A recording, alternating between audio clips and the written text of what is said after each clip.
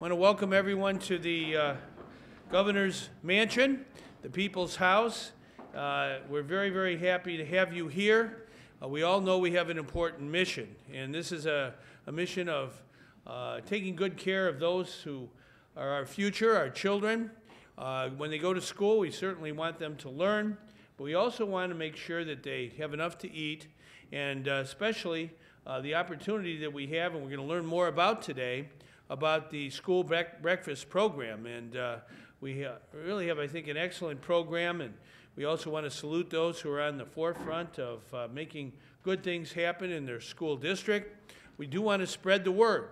For those you know in the school district community, all across our state of Illinois, we want, hopefully, today's events to help educate you and enlighten all of us, and we can carry that information forward all across our state, because we need more school districts involved in the school breakfast program. I was in Berwyn not too long ago at a program of, I think, District 100, where I actually got to eat breakfast with the first graders, and it was nutritious. They enjoyed it. I think it helped them with respect to their learning in the course of the day, and we got to take that good thing happening all across our state of Illinois. We want to be number one. And we passed a very far-reaching education reform bill a year or two ago. I signed it into law. Very, very important to have high standards and aspire to excellence. But we also have to make sure that our children, when they come to the school, are ready to learn. And part of that is having a good breakfast. So what I want to do now is bring forward someone who has been helping in this mission with the United States Department of Agriculture. We're an agricultural state. Every year, Illinois leads the nation, or is second in the nation, in growing soybeans and corn, many other products as well. We're proud of our agriculture. About 40% of our economy in Illinois comes from our agriculture and our agribusiness. So it's very, very important to our state, which is in the heart of the heartland, to be strong in agriculture and have an excellent relationship with the United States Department of Agriculture. The USDA has many programs that are designed to help feed the people of our country and indeed feed the people of the world. Our farmers help grow the food that feeds the world, but we also understand how important it is to make sure our children have a good breakfast. So I'm now going to bring forward Mark Cernich from the United States Department of Agriculture to talk a little bit about the program. Mark, take it from there. Thank you very much, Okay, Governor. very good. It is a privilege to be here today on behalf of USDA's Food and Nutrition Service to recognize the hard work being done by the schools and other organizations in this room as part of the Governor's School Breakfast Challenge. My remarks will be brief this morning, so let's jump right in. As you are no doubt aware, USDA's breakfast program is underutilized. Even though we are working hard to offer more nutritious meals and we're working hard to utilize a variety of ways to get food to children, we're still not quite where we want to be. So as I was thinking about the breakfast program yesterday, I thought, okay, over here we have lots of challenges to increasing participation, and over here we have documented positive outcomes from eating breakfast, and then we have things like the Governor's School Breakfast Challenge, which bridges the gap between the two. That's exactly what we need. Or to look at the situation a little more creatively, perhaps a lot more creatively, I thought about a recent bedtime story that I was reading with my daughter Aubrey. She and I were reading the classic Green Eggs and Ham. And if you're familiar with that one, it seems to me like we're sometimes the Sam I Ams of the world. When the kids say about breakfast, "I do not like it, Sam I am," to which we reply, "You do not like it, so you say. Try it, and you may. Try it, and you may, I say." And of course, once kids do try breakfast at school, they usually find that it's good and it's helpful. And they eventually come around to the conviction, I will eat breakfast in a box, and I will eat breakfast with the fox. I will eat breakfast here and there. I will eat breakfast anywhere. We have to be creative and persistent, and our award-winning schools are doing just that. Through their persistence and their innovation, they have found ways to increase school breakfast participation rates. Let us learn from them. We at USDA, like everyone else here today, are thrilled that this program is receiving so much attention and commitment in Illinois. We're thrilled because we know the benefits of providing breakfast to children. For example, We know from many years of research that students who eat breakfast are more focused, they behave better, they learn better, they are healthier. The list goes on and on. We know these facts from the research. But we know more than what the research tells us. We know what our hearts tell us.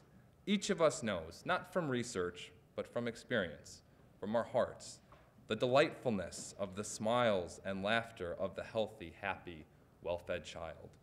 Each of us knows that in such a child, we adults witness the blossoming of the life, liberty, and pursuit of happiness that are the birthright of every American child. The story is simple. When schools give kids a few loaves and fishes, the kids take those things and they multiply them. And this is precisely what is happening in Illinois. In this past year, Illinois has made tremendous efforts to end hunger in the classroom by making it easier for students to eat a school breakfast. And as a result, we see schools where test scores are rising and children are thriving. Truly, despite the challenges of tomorrow, we have much to celebrate today. Let me conclude by saying that we at USDA sincerely appreciate the tireless work of Governor Quinn and his staff, the Illinois State Board of Education, the Illinois No Kid Hungry campaign, the Midwest Dairy Council, and especially the award-winning schools.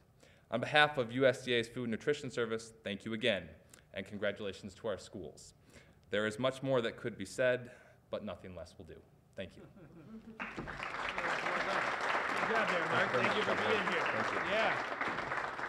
Excellent job, and we're off to a good start. We want to thank USDA for their commitment to this program, and I also want to salute some of our other sponsors. Share Our Strength is with us today, the Midwest Dairy Council, No Kid Hungry campaign. It's important also that we acknowledge Food Action and Research Center, the Greater Chicago Food Depository, the Commission to End Hunger, members of the Illinois No Kid Hungry Committee.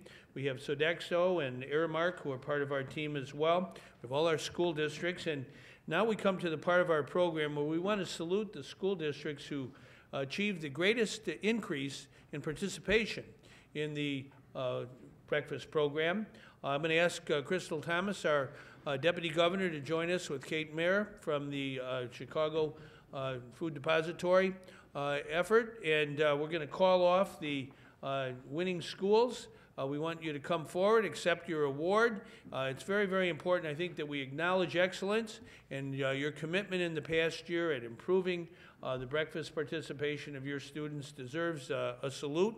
And as you know, there are monetary awards, but 12 schools are with us here today, I believe, and we have $36,000 to allocate. So Crystal, come on forward and let's call the roll. 2 years ago, the governor of the state of Illinois announced the members of the Commission to End Hunger.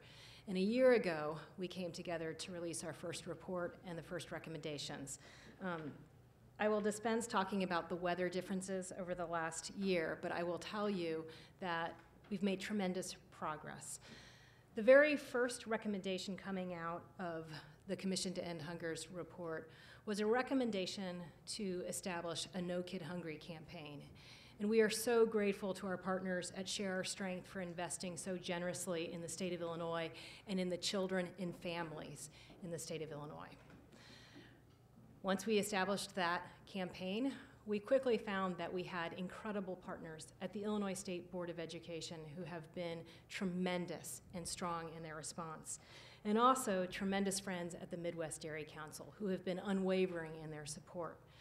As a result, we were able a year ago to launch this incredible effort to make sure that children in the state of Illinois have access to something to which they're legally entitled, but too often to which they don't have access, and that's school breakfast. And as you will hear shortly, the success has happened all over the state of Illinois. It's a 15% increase in participation that we've seen since we launched the challenge, but perhaps most importantly, that's 50,000 children. 50,000 children in our great state who have breakfast now because of the work of this effort. We are so grateful to all of our partners for making this possible. And with that, I'm going to hand it over to Crystal. She's going to read the name of our winners, and I'll give out the certificate and the checks. Crystal? Very good. So as the governor mentioned, we have 12 schools with us today that we are honoring, and we're able to achieve the largest increases in the percentage of students participating in the School Breakfast Challenge. Each winning school will receive an award to support their continued efforts to expand access to the program and to ensure a healthy start for every child in the school day. So please send one representative up to accept the award and to shake hands with our sponsors as your school's name is called. And we do have 4 tiers, and there are a first, second, and third place winner in each tier. For Tier 1, third place is Tonica Grade School, being accepted by Cafeteria Manager Pam Ford on behalf of Principal John Suarez.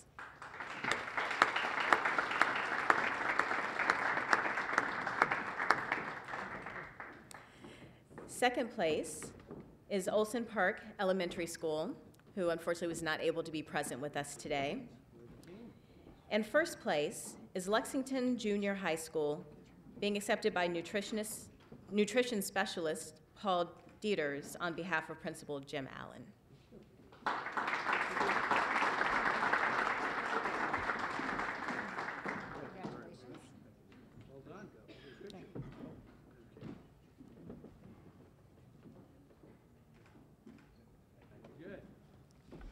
For Tier 2, third place is West Richland High School, and second place is West Richland Junior High School, and both of those awards will be accepted by Kara Garner on behalf of Principal Kevin Westall. And they used Share Our Strength and the St. Louis Dairy Council grant to purchase equipment to provide flexible service options.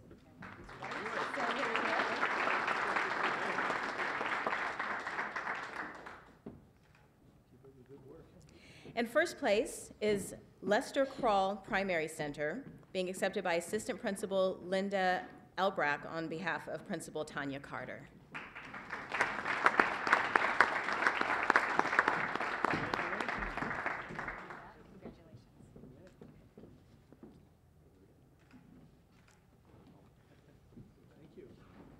For Tier 3, third place is Laurel Hill Elementary School, accepted by Principal Patricia Stubbs, and that's for their Breakfast in the Classroom program.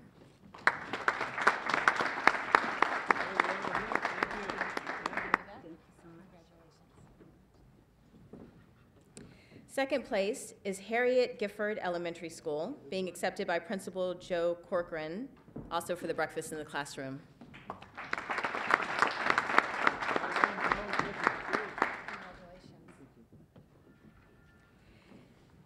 And first place is Jane Addams Elementary School, being accepted by Principal Frank Mickle for their Universal Breakfast, also known as Community Eligibility Option program.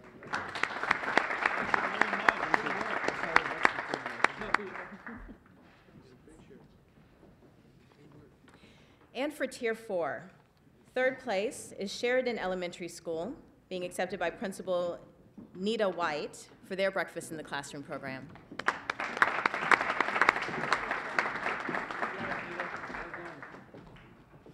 Second place is Melrose Park Elementary School, accepted by Principal Christina Romo for their Community Eligibility Option program.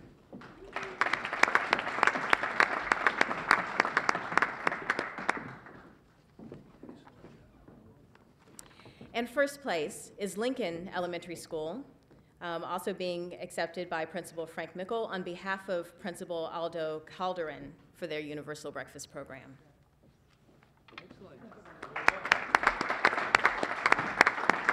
Frank? I